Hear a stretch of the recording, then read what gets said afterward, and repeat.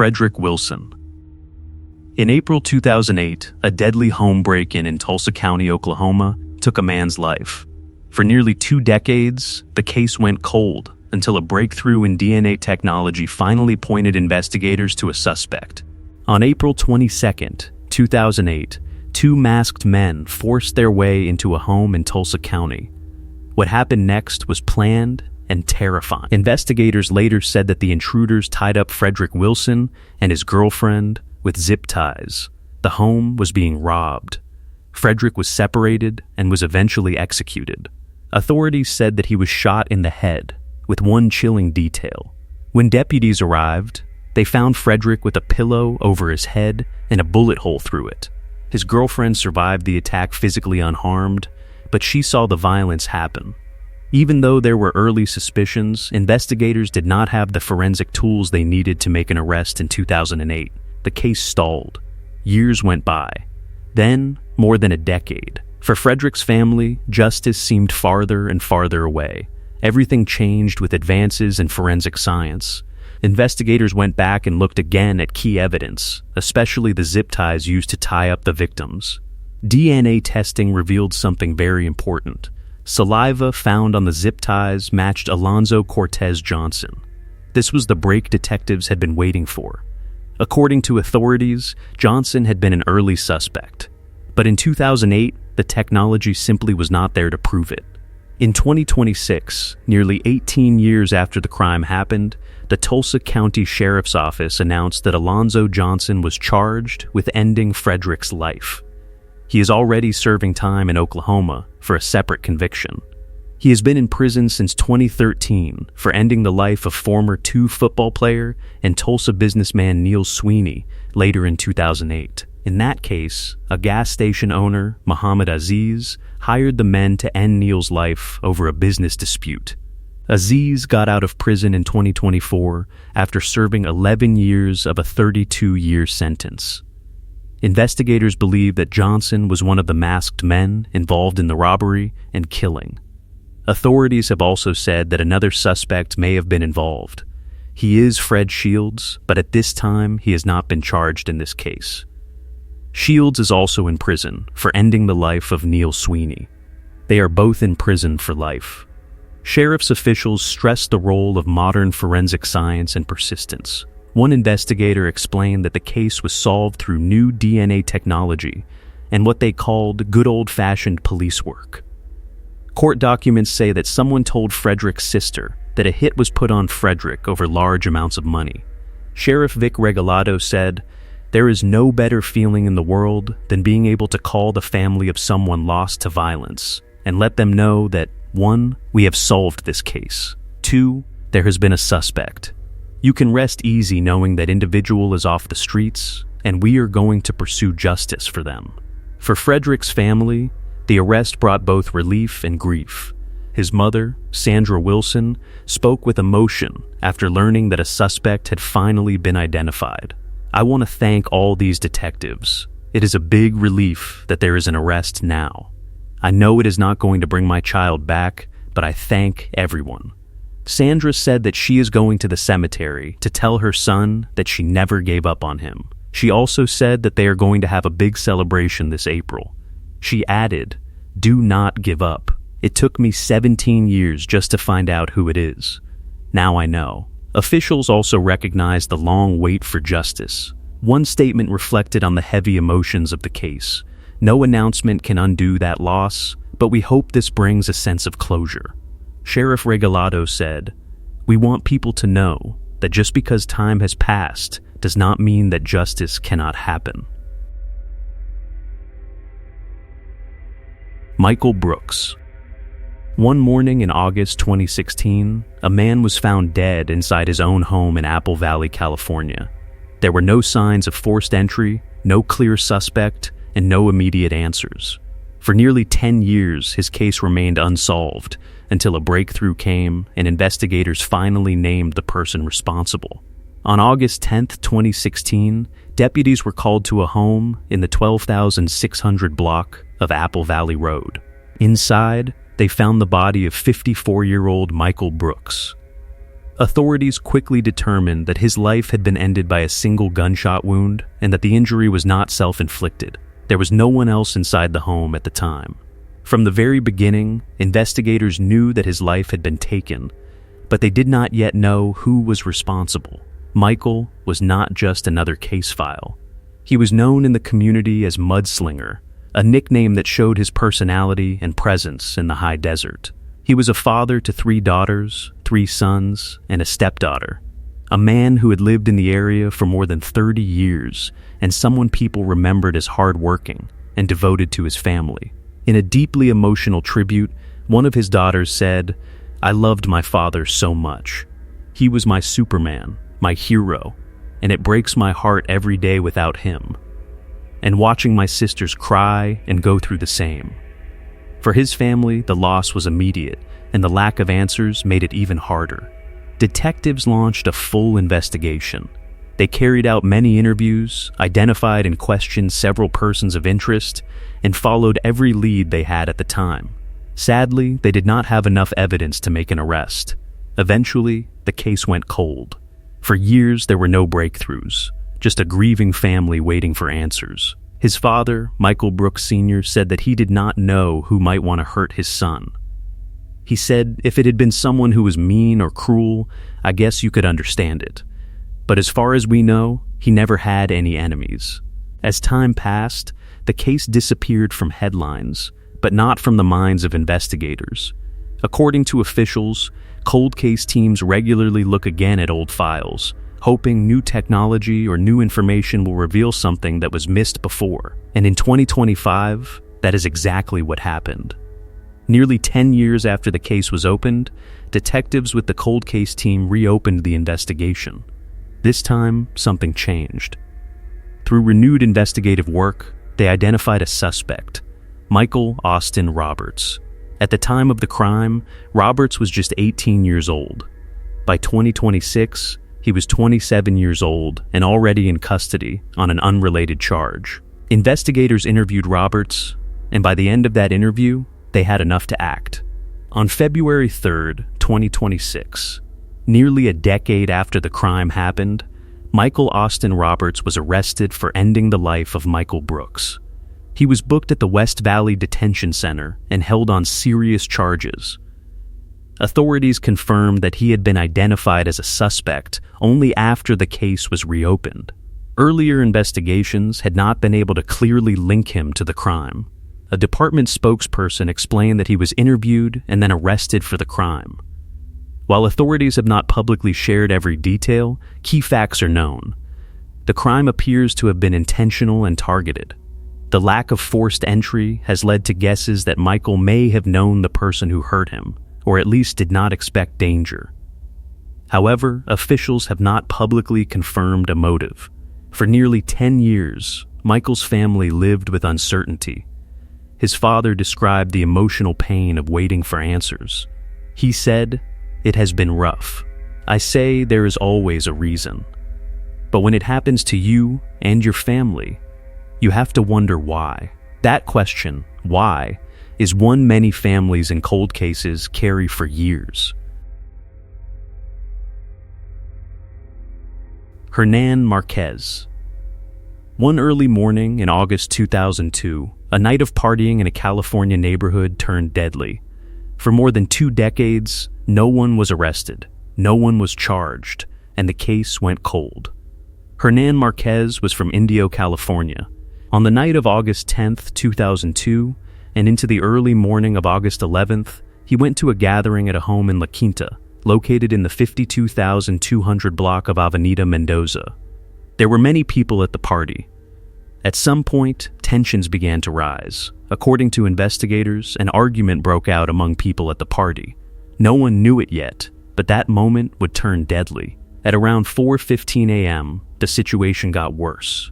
As Hernan tried to leave the party, he was suddenly shot. Authorities later confirmed that as Hernan was leaving, he was shot by an unknown person. Even though he was wounded, 27-year-old Hernan managed to get into his car and drive away, but he was critically injured. Investigators say that he sped away from the scene, driving very fast, losing control of the vehicle, and crashing into several parked cars. When deputies arrived, they found him inside the vehicle, suffering from gunshot wounds. He was pronounced dead at the scene. Detectives quickly began putting together what had happened. But there was a major problem. No one could clearly identify the gunman. Even with a lot of investigative work, the case stalled. Years passed with no arrest. Leads dried up, witnesses became harder to find, and Hernan's case joined the long list of unsolved cases. For more than 2 decades, his family was left without answers. But in 2026, the Riverside County Sheriff's Office Cold Case Unit took another look. Investigators re-examined old evidence, followed up on new leads, and used modern forensic advances. According to officials, the renewed effort uncovered information and investigative leads that had been overlooked before. And this time, it was enough. After reopening the case, detectives identified a suspect, Alex Anthony Uribe, a 46-year-old man from La Quinta. Authorities believe that Uribe was at the party. He was involved in the fight, and he was the one who shot Hernan Marquez. Investigators eventually determined that Uribe is believed to be the only suspect involved. On February 27, 2026, Uribe was arrested. He was taken into custody without incident and booked into the John J. Benoit Detention Center shortly after he was formally charged with first-degree murder. Additional enhancements included the use of a firearm and causing great bodily injury. Uribe later appeared in court, where he entered a plea of not guilty. He is being held on $1 million bail as the case moves forward. Authorities credited advances in forensic science, steady investigative work, and renewed public help for finally solving the case. Law enforcement stressed that this case was never forgotten. In an official statement, the sheriff's office said, "In an effort to provide justice for Marquez and closure for his family, the Central Unit is requesting the public's assistance.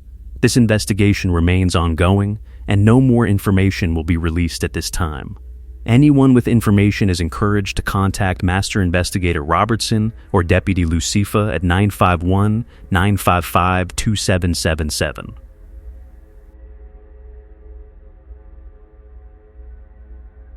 Arnold Ikeda. In March 2016, a neighborhood in Ventura, California, became the scene of a shocking and unexplained crime. For nearly a decade, the case remained unsolved. No arrests, no charges, just questions. But finally, investigators revealed who they believed was responsible. On March 20th, 2016, it was late in the morning when a 911 call came in. A friend had arrived at Arnold Ikeda's home on the 400 block of South Evergreen Drive and made a horrifying discovery. Arnold was bleeding and unresponsive. He had suffered a deadly gunshot wound to his leg. First responders rushed to the scene, but there was nothing they could do. Arnold, only 38 years old, was pronounced dead at the scene. From the very beginning, detectives treated the case as a killing.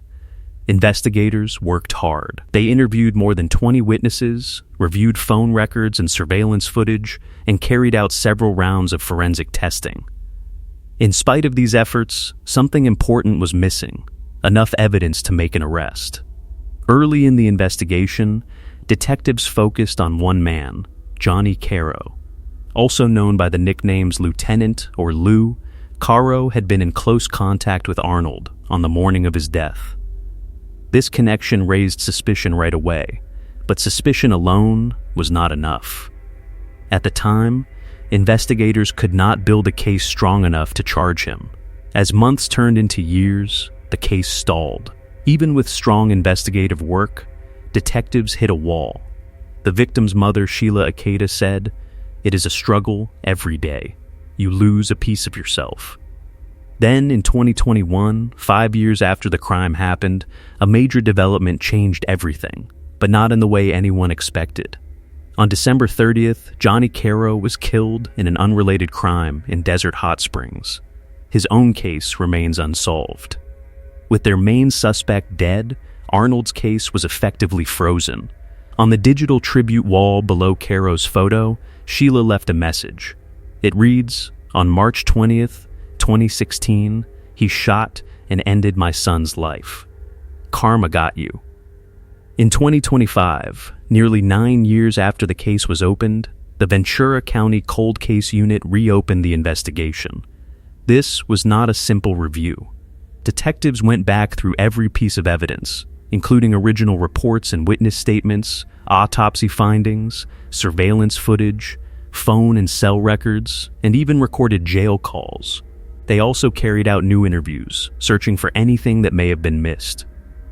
After this complete review, investigators reached a conclusion. All of the evidence pointed to one person and one person only, Johnny Caro. Authorities determined that Caro was the only person responsible and that there was no evidence of accomplices. The case against him was circumstantial, but it was consistent and convincing. On March 20th, 2026, on the 10-year anniversary of Arnold's death, the Ventura Police Department made it official. The case was closed by exception. This legal term means that investigators know who committed the crime, but the suspect cannot be prosecuted, usually because that person is dead. In this case, because Caro had died in 2021, the case would never go to trial. Authorities recognized both the progress and the limits of the outcome. Investigations Commander Ryan Weeks said, "This case has never been forgotten. Our detectives worked it extensively from the start, and years later, the Dawes office took a deeper look through a cold case review." He added, "While this case will not proceed through the criminal justice system, we recognize the impact on Arnold Ikeda's family and hope these findings provide some long-awaited answers." Police stressed that the goal was always justice, but also closure. Mark Smith. In 1974, a 19-year-old young man left home in Billings, Montana, and disappeared without a trace. For decades, his family lived with uncertainty, wondering what had happened to him until forensic science finally brought a breakthrough. On May 9, 1978, a logging crew made a grim discovery in a remote area near Hull Mountain in Williams, Oregon. They found a human skull and a small amount of skeletal remains. But investigators faced a major problem. There was not enough evidence to identify the victim. In fact, early analysis led investigators in the wrong direction. According to forensic experts, the remains were first believed to belong to a female. With no identity and only limited forensic technology available at the time, the case went cold. For decades, the remains stayed unidentified. The case sat quietly in evidence storage, one of many John Doe cases across the United States. In 2020, after more than 4 decades had passed, investigators decided to take another look. The remains were sent to the University of North Texas Center for Human Identification, where scientists tried to extract DNA. This time, technology had improved, and with those improvements came a critical discovery. The remains were actually male, not female. This corrected a decades-old mistake and reopened the investigation. But the real turning point came years later. In 2025, investigators turned to forensic genetic genealogy, and then everything changed. A newly uploaded DNA profile created a match. According to investigators, somebody uploaded their DNA kit to one of these ancestry sites, and the genealogist was like, "Oh my gosh, I can finally build a tree." That was the linchpin. That single upload allowed genealogists to build a family tree and identify a missing person who fit perfectly. Investigators contacted a family in Montana. They asked a simple but heartbreaking question. Was someone missing? The answer was yes. Their brother Mark Smith had disappeared in 1974. DNA samples were collected from the surviving siblings. On February 25th, 2026, the results came back. The remains were a sibling-level match, and the unidentified remains were officially confirmed as Mark Smith. Mark was born on October 4th, 1954. He grew up in Billings, Montana, and by all accounts, he was just beginning his adult life. In 1974, at just 19 years old, Mark set out on a journey, reportedly traveling from Montana toward California. But somewhere along that trip, he disappeared. He was never heard from again, and for his family, time stood still. After more than 50 years, Mark had finally been identified. For those who worked the case, the moment was emotional. State forensic anthropologist Haley Collard Stalder said, "All we actually had was a cranium and part of his scapula, his shoulder blade. We are grateful that Mark has finally been returned to his family." She also highlighted the importance of the case. This identification reflects years of persistence, scientific teamwork, and the growing power of forensic genetic genealogy. For Mark's family, the identification brought a complicated wave of emotions. After decades of uncertainty, they finally had answers, but also fresh grief. Investigators described the reaction as shock, grief all over again, but also a sense of answers, even if not full closure. Even with the identification, one major question remains: how did he lose his life? Authorities have said that there is no evidence of foul play, but the investigation into the circumstances of his death is still ongoing. After more than 50 years, some answers may never be fully known. Marisol Flores. A disturbing case came out of Oxnard, California, when authorities discovered the body of a newborn baby at a homeless encampment. As detectives looked deeply into the case, they made a shocking discovery. On February 8, 2026, emergency responders were called to a homeless encampment along West Vineyard Avenue in Oxnard after reports that a woman had given birth and was having complications. When firefighters and paramedics arrived, they found a newborn baby boy who was not breathing. Officials tried to help the infant, but the child was pronounced dead shortly after responders arrived. Authorities soon began to suspect that something was seriously wrong. According to investigators, the newborn's body showed clear signs of blunt force trauma. The child's mother, 30-year-old Marisol Flores, was still at the scene when first responders arrived. She was taken to a hospital for medical treatment after the birth. While investigators began looking into the circumstances surrounding the infant's death, police quickly opened an investigation. According to prosecutors, witnesses in the encampment had seen Flores clearly pregnant the day before the incident. But when they saw her again the next day, they noticed something unusual. She was no longer pregnant, and there was no baby with her. According to the Ventura County District Attorney's Office, investigators determined that the infant's life was ended shortly after birth. Flores was arrested that same day. She was booked into jail and held on $500,000 bail. Prosecutors charged her with murder and assault on a child, causing death. While investigating the newborn's death, detectives began reviewing Flores's past. During that review, authorities uncovered another tragic case involving one of her children. In November 2015, a 25-day-old infant connected to Flores had died under suspicious circumstances. At the time, that death had not led to criminal charges. But after the 2026 investigation began, authorities reopened the earlier case. During the new review, investigators found additional evidence that prosecutors say linked Flores to that infant's death as well. As a result, prosecutors filed additional charges.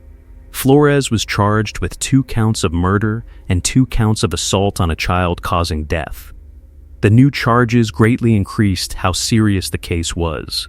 Prosecutors also filed special circumstance allegations saying that Flores committed more than one crime. Under California law, that allegation could make her eligible for life in prison without the possibility of parole if she is convicted. Authorities also claimed additional aggravating factors in the case. These included claims that the victims were especially vulnerable and that a deadly weapon was used. As the case moved through the legal system, another issue came up. Flores's attorney raised concerns about whether she was mentally competent to stand trial. In February 2026, her lawyer formally declared doubt about her competency. Because of this, the court temporarily stopped criminal proceedings while a psychological evaluation could be done. A court-appointed psychologist was assigned to evaluate Flores and decide whether she understands the charges against her and can help in her defense. A competency hearing was scheduled to take place in March in Ventura County Superior Court. In a statement summarizing the investigation, authorities said that the baby's body was discovered in the encampment, showing clear signs of blunt force trauma. Emergency responders also reported noticing suspicious injuries while trying to give medical aid. That observation played a key role in starting the investigation. The case against Marisol Flores remains ongoing. Investigators are continuing to examine both infants' deaths while prosecutors prepare for possible trial proceedings. But until the court reaches a final verdict, the case remains one of the most disturbing and closely watched criminal investigations in Ventura County.